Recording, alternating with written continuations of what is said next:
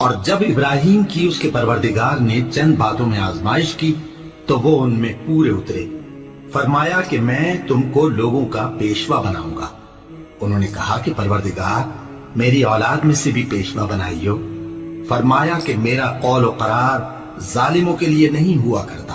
اور جب ہم نے خانہ کعبہ کو لوگوں کے لیے جمع ہونے اور امن پانے کی جگہ مقرر کیا اور حکم دیا کہ جس مقام پر ابراہیم کھڑے ہوتے تھے اس کو نماز کی جگہ بنا لو، اور ابراہیم اور اسماعیل کو حکم بھیجا کہ طواف کرنے والوں اور اعتکاف کرنے والوں اور رکوع کرنے والوں اور سجدہ کرنے والوں کے لیے میرے گھر کو پاک صاف رکھا کرو.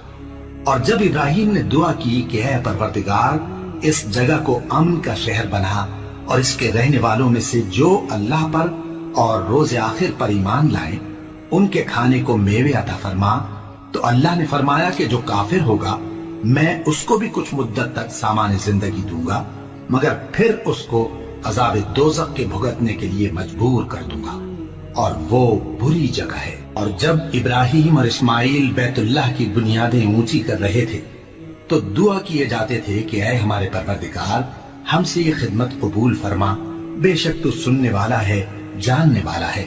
اے پروردگار ہم کو اپنا فرما بردار بنائے رکھیو اور ہماری اولاد میں سے بھی ایک گروہ کو اپنا حکم بردار بنائیو.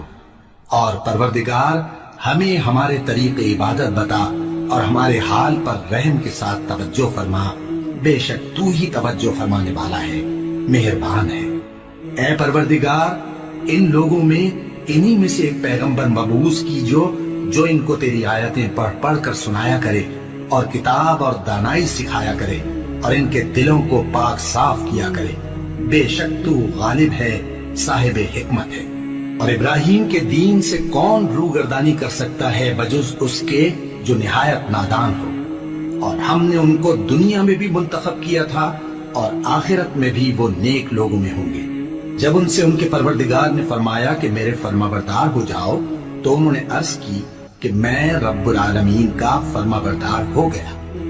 اور ابراہیم نے اپنے بیٹوں کو اسی بات کی وصیت کی، اور یعقوب نے بھی اپنے فرزندوں سے یہی کہا کہ اے میرے بیٹو اللہ نے تمہارے لیے یہی دین پسند فرمایا ہے، تو مرنا تو مسلمان ہی مرنا. جس وقت یعقوب وفات پانے لگے تو کیا تم اس وقت موجود تھے جب انہوں نے اپنے بیٹوں سے پوچھا کہ میرے بعد تم کس کی عبادت کرو گے؟ تو انہوں نے کہا کہ آپ کے معبود اور آپ کے باپ دادا ابراہیم اور اسماعیل اور اسحاق کے معبود کی عبادت کریں گے، جو معبود یکتا ہے اور ہم اسی کے حکم بردار ہیں. یہ جماعت گزر چکی، ان کو ان کے اعمال کا بدلہ ملے گا اور تم کو تمہارے اعمال کا، اور جو عمل وہ کرتے تھے ان کی پرسش تم سے نہیں ہوگی.